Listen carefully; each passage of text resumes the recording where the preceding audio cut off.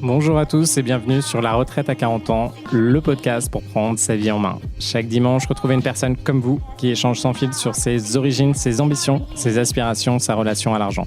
Je m'appelle Victor Laura, je suis l'expert français du frugalisme et du mouvement FIRE, Financial Independence and Retire Early, indépendance financière et retraite précoce.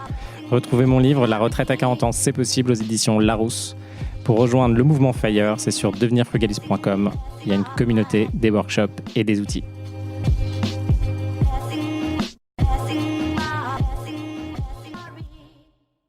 Bonjour à tous et bienvenue dans un nouvel épisode de La Retraite à 40 ans.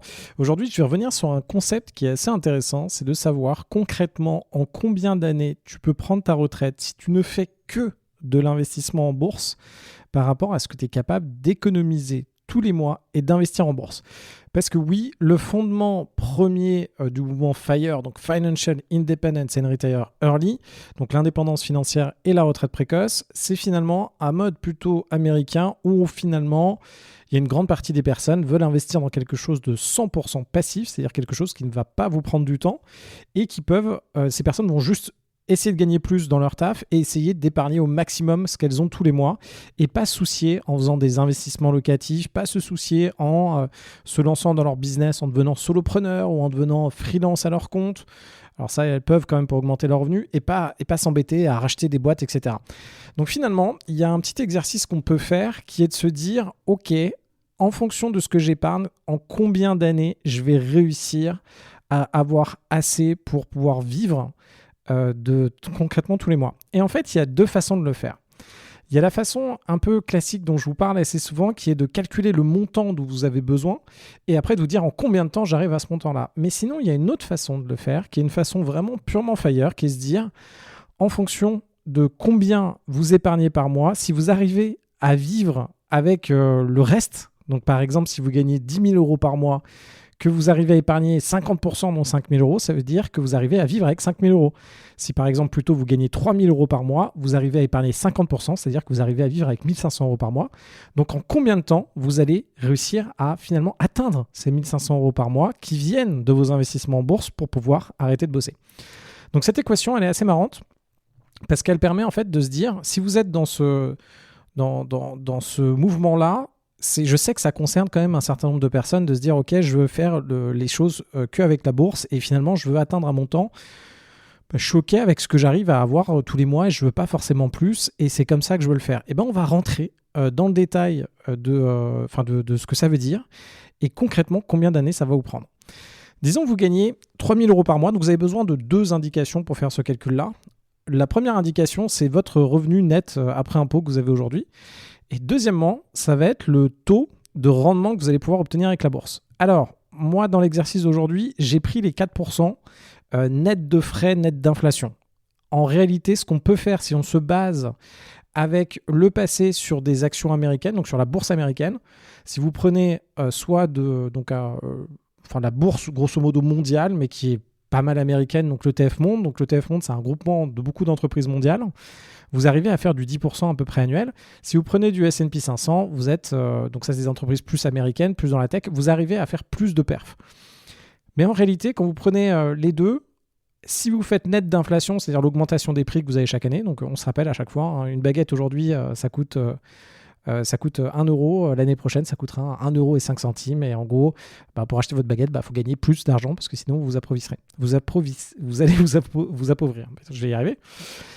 Et en gros, si vous voulez faire du net d'inflation, si vous faites un investissement full ETF Monde, en gros, au lieu d'avoir du 10% par an, net d'inflation, vous allez vous retrouver à peu près à du 6% par an. Net d'inflation, net de frais, vous allez vous retrouver à du 6% par an. Donc, on pourrait très bien partir sur du 6% par an. Là, aujourd'hui, je vais être un petit peu plus conservateur. Je vais reprendre les 4%, donc la fameuse règle des 4%. Et je vais dire qu'en fait, on arrive à investir à 4% annuel. Et là, il y a un tableau qui se dessine et qui peut être assez intéressant pour vous parce que ça pourrait être votre stratégie. Si vous voulez simplement passer par la bourse et si ça fonctionne pour vous, et il faudra voir en fonction du nombre d'années. Donc, par exemple, vous gagnez 3 000 euros par mois et vous arrivez à mettre 10% et investir chaque mois 300 euros. Donc, 10% de ce que vous gagnez.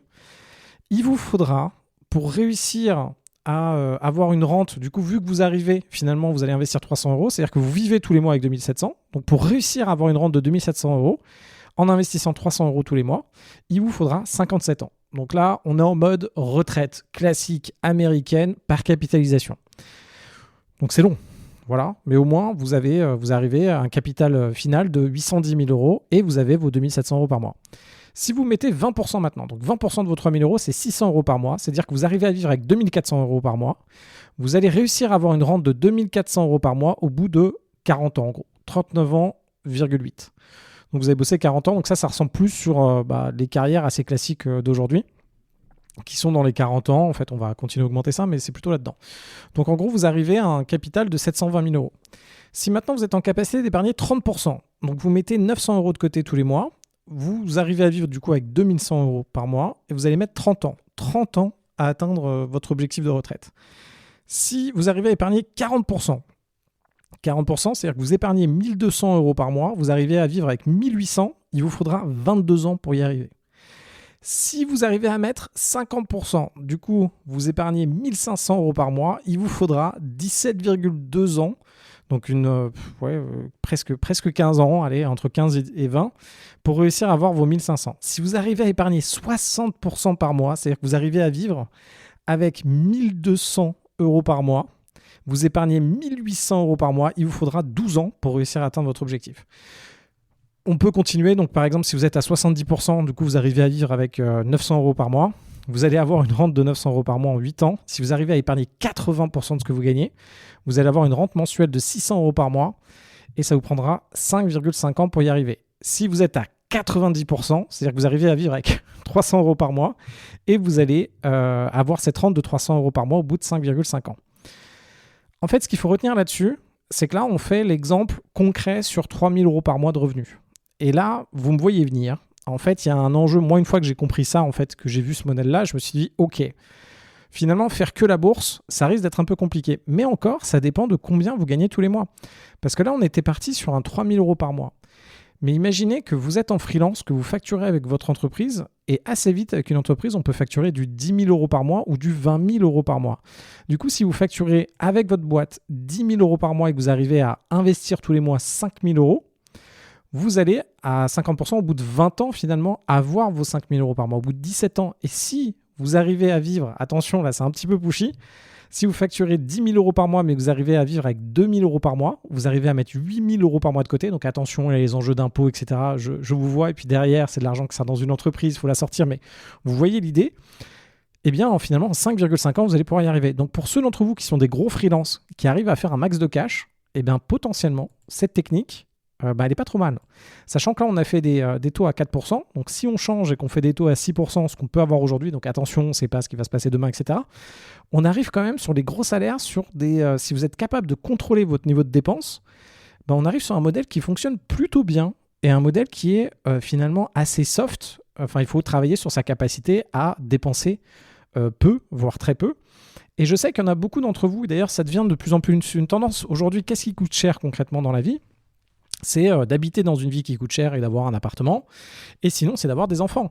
Mais il y en a de plus en plus qui aujourd'hui ne veulent pas forcément avoir des enfants et sont OK d'habiter en coloc ou ne veulent pas forcément habiter dans un endroit qui coûte excessivement cher. Et bien indirectement, cette modalité de calcul et cette façon en fait, d'atteindre son FIRE, ça fonctionne plutôt pas mal. En l'occurrence, en ce qui me concerne, donc à un moment, je pense, alors je ne sais pas si vous me suiviez à ce moment-là, mais à un moment, moi, j'épargnais 80% de ce que je gagnais. J'étais vraiment un dingue de l'économie. Mais en plus de ça, finalement, je faisais des investissements IMO à côté pour pouvoir accélérer les éléments. Et d'ailleurs, je vous en parlerai à côté. Mais en tout cas, ça vaut le coup de garder ça en tête. N'hésitez pas à me laisser vos commentaires sur ce que vous en pensez. Je pense qu'il y en a pas mal d'entre vous qui font ça, finalement, comme Michel, que j'avais interviewé, et qui sont dans ce mode pure FIRE 100% bourse. Et ça peut correspondre, finalement, vous avez une assez grosse tranquillité d'esprit. Parce que vous n'avez pas de locataire, vous n'avez pas de boîte. Alors ça dépend d'où viennent vos revenus, mais vous n'avez pas de boîte. Vous n'êtes pas en train de vous lancer dans des projets assez agressifs pour faire de l'argent supplémentaire. Donc indirectement, c'est pas trop mal. Surtout quand vous avez des gros revenus que vous pouvez facturer avec une entreprise et éviter de tout vous verser. Donc attention à l'impôt sur les sociétés. Il y a des méthodes pour l'optimiser. Mais indirectement, si vous arrivez à facturer assez fort en étant en freelance et que vous n'avez pas envie de vous embêter à apprendre comment on fait de l'IMO et à vous embêter à avoir des locataires, etc., finalement, c'est un choix qui vous permet d'avancer assez vite. Alors, ce qu'il faut retenir, c'est que dans la plupart des cas, ce que vous allez réussir à faire. Moi, ce que je pense qui peut être pas mal.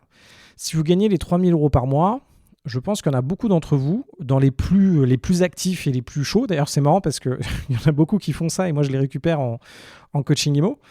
Et vous êtes généralement dans les entre 30 et 50%. Dépasser les 30-50%, ça commence quand même à être assez dur.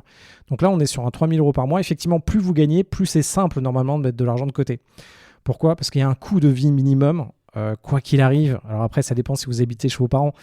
Mais vivre avec moins de 1000 balles par mois, c'est quand même très très dur. Du coup, il y en a certains d'entre vous, je les vois, ils vont gagner 3 700, 4 000, 4 500. Ils vont réussir à rester à ce coût minimum de 1 000 € par mois. Et du coup, ils vont être en capacité d'épargner beaucoup et de faire ce système en bourse. Et après, ils se disent, OK, c'est bon, j'ai ce système-là. Je sais, donc ils arrivent à faire du 50%, vraiment pour les plus chauds. Et ceux qui sont dans les 50%, voire même 60%, ils se disent, OK, moi, dans 17 ans, dans 17-15 ans, c'est bon. Mon système, il marche. Je sais que je peux tenir. C'est généralement des personnes qui vont aussi éviter de prendre des promotions. Enfin, c'est des profils un peu particuliers. En fait, il y a deux types de profils qui ressortent. Ça va être les personnes qui vont se dire « Ok, moi, j'y vais à fond. Je bosse comme un déterré. J'encaisse un maximum de cash. Je deviens freelance. Et j'encaisse et j'investis en bourse. » Donc, il y a ces profils-là qui se lancent dans cette direction. Et après, les autres profils, donc c'est beaucoup d'ingénieurs d'ailleurs de l'autre côté qui vont en fait se dire « Ok, je suis prêt, je consomme très très peu. » Parce que j'ai un niveau de vie, je me contente de ce que j'ai et puis ma copine aussi. Et j'arrive finalement à économiser 50% de ce que je gagne parce que j'ai un salaire quand même dans les 3 700, 4 000, 5 000 €. J'économise ces 50%. Je sais que dans 17 ans à peu près, je vais m'en sortir. Et c'est les gars dont je vous parle, ils ont 24, 25 ans. Donc ils se disent, OK, j'ai 24 ans aujourd'hui. Dans 17 ans plus tard, ça fait 41 ans. 41 ans, j'aurai ma retraite à 40 ans. Voilà, c'est bien. On y arrive carrément. Et après, ils se disent, OK, là, je suis on track. Je ne veux pas prendre les augmentations. Donc, c'est des gars, par exemple, que je connais bien, qui bossent chez EDF, par exemple, dans les centrales nucléaires ou dans des choses comme ça, ou des gars qui sont dans du conseil, dans certains types de conseils ou dans des boîtes comme chez Thales, etc. Je vois pas mal de... Vous voyez le profil un peu ingénieur. Et ces gars-là, ils me disent, écoute, Victor, moi, je ne veux pas avoir une augmentation parce que c'est très politique. EDF, c'est très politique au bout d'un moment. Je ne veux pas rentrer dans la politique. Moi, je suis très bien où je suis. Je suis très bien avec mon boulot. Et pareil, dans les ingénieurs chez Thales, ils sont là, OK, attends, moi, on me propose de devenir manager, de gérer, je sais pas, un gros truc chez Thales. Non, je suis très bien sur mon truc technique. Je peux aller chercher mes filles. De temps en temps, je peux finir à 16h, aller chercher mes filles. Personne ne m'embête. Je fais bien mon boulot. Tout le monde est content. Effectivement, mon salaire ne va pas augmenter de ces 4 000, voire 4 500 € au bout d'un certain temps. Mais en tout cas, je suis très bien là-dedans. Et du coup, ils vont garder cet élément-là. Et après, il y en a certains d'entre eux qui vont se dire, OK, là, c'est bon, j'ai validé ces 50%. Et là, maintenant, j'aimerais un petit peu accélérer les choses. Est-ce que je ne pourrais pas faire de l'IMO et accélérer ? Parce que l'IMO, on peut faire... Là, on est sur du 4% annuel. L'immobilier, on est largement plus que ça. Ça dépend comment on le fait. Mais on peut clairement, sans apport, faire plein de trucs. On peut faire du 150% facile annuel. Et on peut monter à du 1000% annuel. On arrive dans des ratios qui sont totalement démentiels quand on arrive à faire de l'IMO, quand on sait comment ça fonctionne. Et quand, surtout, on utilise beaucoup de dettes et pas d'apport. Par contre, l'immobilier, c'est déjà un niveau... C'est une charge mentale supplémentaire qu'on n'a pas avec la bourse. Donc la bourse, il y a quand même la charge mentale de se dire, si vous êtes habitué en fait à épargner beaucoup et investir en bourse, la compétence que vous avez développée, c'est réussir à apprécier ce que vous avez, épargner beaucoup et vous arrivez à acheter un produit en bourse qui tourne. Mais vous n'allez pas beaucoup plus loin que ça. Donc il y a la vraie notion de vous dire, OK, vous savez faire ça. Donc déjà, d'un point de vue compétences financières, oui, vous êtes mieux que 90% des gens, etc., des Français, etc. Par contre, vous n'avez pas développé de nouvelles compétences qui peuvent vous permettre d'être compétitif si à un moment vous avez des problématiques. Quand vous faites de l'immobilier, vous développez quand même un paquet de compétences. Donc, compétences de gestion, compétences de négo, compétences de pricing, compétences de confiance en vous pour faire des projets. Donc, l'IMO vous apporte aussi quelque chose d'autre parce que c'est des compétences supplémentaires que vous allez apprendre. La bourse en tant que telle, il n'y a pas tant de compétences supplémentaires que vous allez apprendre. Mais par contre, vous allez apprendre sur le contrôle, sur votre satisfaction de la vie, à ne pas dépenser plus. Donc, il y a quand même d'autres compétences qui vont être là.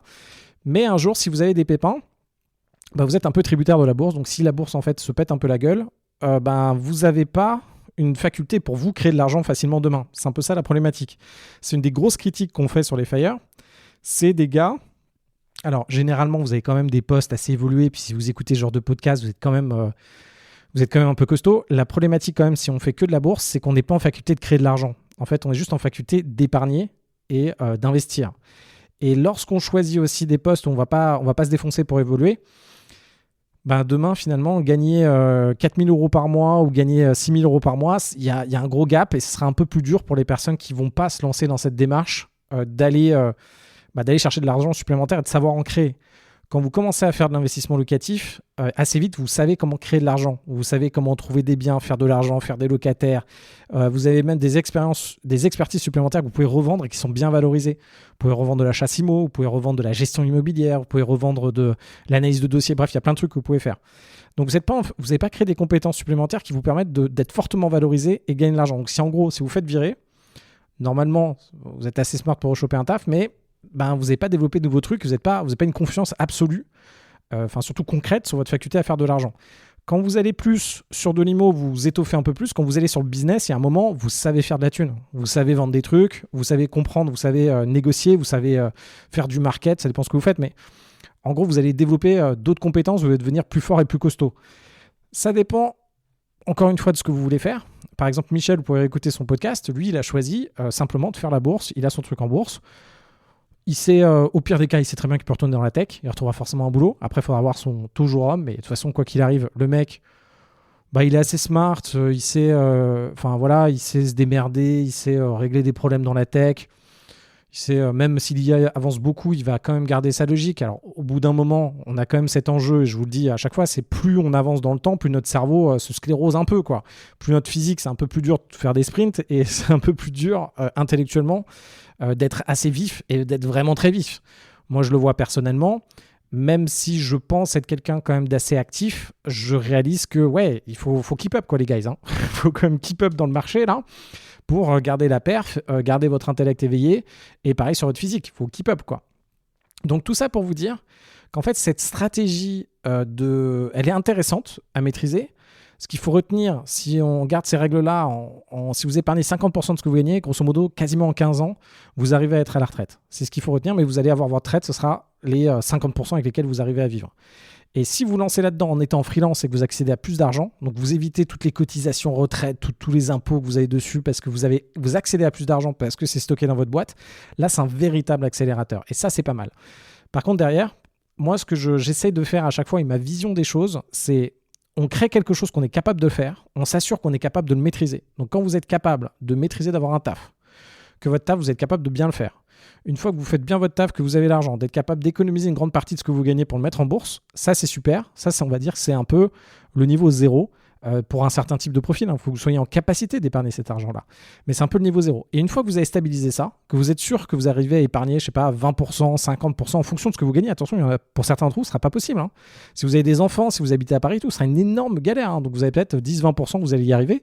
Mais du 35%, parce que 10-20%, c'est encore une fois, ça vous permet d'arriver à votre objectif de retraite en 60 ou en 40 ans. Donc ça, c'est effectivement FIRE, mais ce n'est pas vraiment FIRE.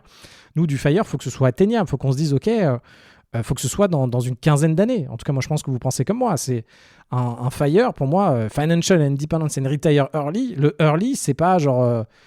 il y a le early d'avoir une retraite plutôt de rien avoir. C'est effectivement early parce que peut-être qu'il y a des moments où ça ne marchera pas. Mais moi, c'est plutôt comment je le vois, c'est en 15 ans, quoi. En 15 ans, qu'est-ce qu'on fait pour atteindre cette retraite ?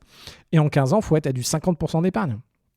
Et être capable de vivre avec 50% de ce qu'on gagne aujourd'hui. Donc, si vous avez 3 000, c'est 1 500. Si vous avez 10 000, c'est 5 000. Et une fois que vous avez ça, que vous avez stabilisé cet investissement en bourse, après, là, vous pouvez aller chercher plus de rendement dans des activités différentes. Donc, d'aller sur l'immobilier à fort taux de levier en France. Donc, on va faire des trucs qui font bien du rendement en IMO. Ou sinon, on va aller créer des business, acheter des business et aller faire de l'argent autre part. Ça dépend vraiment d'où vous en êtes, en fait, en fonction de qui vous êtes, de ce que vous voulez faire, de votre capacité à épargner, de votre capacité à générer de l'argent, de votre volonté aussi, qu'est-ce qui vous intéresse, et aussi de vos objectifs dans le temps. Il y aura une stratégie qui va être la bonne pour vous. Et surtout, à un moment, c'est à tester. C'est-à-dire qu'il y a des choses, pour certains d'entre vous, il y en a beaucoup, certains d'entre vous, ça va être facile d'épargner. Enfin, ça va être dur, mais ça va quand même être facile. Et en fait, faire les 30-50% d'épargne, pas de problème. Et il y en a plein.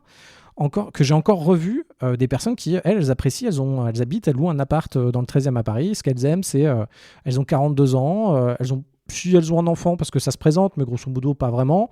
Et c'est des personnes qui aiment marcher, qui kiffent leur vie, qui font de l'expertise comptable, qui sont bien, etc. Donc il y a encore cet élément-là. attention seulement à ne pas vous retrouver vraiment sclérosé d'un point de vue intellectuel. Le monde change beaucoup aujourd'hui. Franchement, on ne sait pas ce que ça va donner dans l'avenir. L'IA arrive, ça va chambouler tous nos boulots. Moi, le premier, de ce que je fais, l'IA permet de faire des calculs dans tous les sens, etc. Il y a du positif, du négatif. Le monde change aussi. Là, la France, c'est un peu compliqué avec la dette, etc. Il va y avoir des grosses réformes qui vont arriver. Donc là, c'est assez intéressant. Je vous referai un épisode dessus. C'est un peu quand George Orwell a écrit 1984. Et il y a un autre auteur qui a écrit, je crois que c'est Le meilleur des mondes en même temps. Et en fait, pendant qu'ils ont écrit ces livres-là, c'était un peu le bordel. Ça commençait à être le bordel en France. Et eux, ils sont allés s'installer dans la Méditerranée. Et ils étaient bien, juste alors qu'il y avait le bordel à côté. Donc pensez juste à un moment, on peut regarder aussi la Grèce. Il y a un moment, ça a été le bordel, etc. Moi, je vais vous le dire concrètement, mon objectif, et je pense que c'est le vôtre aussi, c'est quoi qu'il arrive à l'extérieur, c'est de vous trouver quand même un environnement où vous serez relax, quoi, où ce sera bon pour vous. Je pense qu'il faut toujours se challenger d'un point de vue physique et d'un point de vue intellectuel pour rester quand même au taquet et puis avoir un maximum de moyens. Donc, c'est un investissement que vous faites. Par contre, après, si ça devient vraiment le bordel en France ou ça devient, je sais pas, vous habitez dans un autre pays, par exemple ceux qui étaient à Dubaï, ça devient vraiment le bordel à Dubaï, pendant un laps de temps, allez dans un autre endroit pour être en capacité de vivre avec des gens où c'est sympa. Il y a des endroits où il y a des pays où il y a des crises, mais en fait, les gens le prennent largement mieux. Et vous, vous n'avez pas tant de temps que ça, en fait, de vie. Donc, à garder en tête qu'à un moment, il faut peut-être bouger d'endroit. Voilà, dites-moi ce que vous en pensez. Donc, de ces calculs-là, si je reprends pour faire une petite synthèse, si vous épargnez et vous investissez 10% de ce que vous gagnez à 4%, il vous faudra quasiment 60 ans pour avoir votre retraite. Si vous épargnez et vous investissez 30%, il vous faudra 30 ans. 50%, il vous faudra 17 ans. Si vous faites 70%, il vous faudra 8 ans. 80%, il vous faudra 5 ans. Et 90%, il vous faudra 3 ans. Donc là, vous avez à peu près les chiffres. N'hésitez pas à me dire ce que vous en pensez. Et hâte de retrouver. Merci beaucoup à tous ceux qui m'envoient des messages sur Insta. Franchement, vous êtes beaucoup. Et j'adore vous répondre. Et ça me permet aussi de refaire des épisodes de podcast. Donc vous êtes plusieurs à m'envoyer des messages. Et pareil sur LinkedIn. Et je vous dis à très très vite. À demain.